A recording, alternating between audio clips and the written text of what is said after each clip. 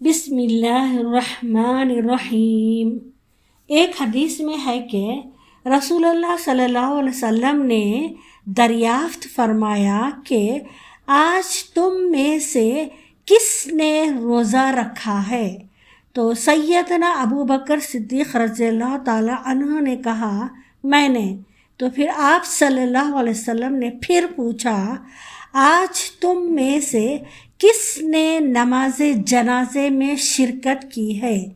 تو سیدنا ابو بکر رضی اللہ عنہ نے کہا میں نے۔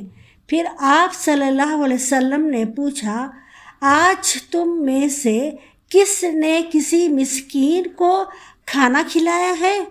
تو سیدنا ابو بکر صدیق رضی اللہ تعالی عنہ نے کہا کہ میں نے۔ تو آپ صلی اللہ علیہ وسلم نے پھر پوچھا آج تم میں سے کس نے مریض کی عیادت کی ہے؟ تو سیدنا ابو بکر رضی اللہ تعالی عنہ نے کہا کہ میں نے۔ تب رسول صلی اللہ علیہ وسلم نے فرمایا یہ خوبیاں ایک دن میں جس انسان کی میں اکٹھی ہو وہ ضرور جنت میں داخل ہوگا۔ صحیح مسلم فضائل صحابہ حدیث نمبر 1028 کی حدیث ہے یہ۔ یوں سیدنا ابو بکر صدیق رضی اللہ تعالی عنہ کا جنت میں داخل ہونا رسول اللہ صلی اللہ علیہ وسلم کی ہدایت اور رہنمائی کا باعث ہے۔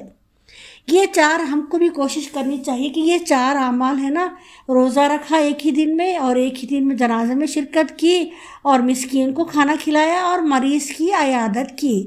یہ چار اعمال جب ایک دن میں کسی انسان میں جمع ہو جائیں تو وہ ضرور جنت میں داخل ہوگا۔ تو ہم کو بھی کوشش کرنی چاہیے کہ ہم بھی اسی طرح کا ایک دن میں چار نیکیوں کو اکٹھا کرنے کی کوشش کریں۔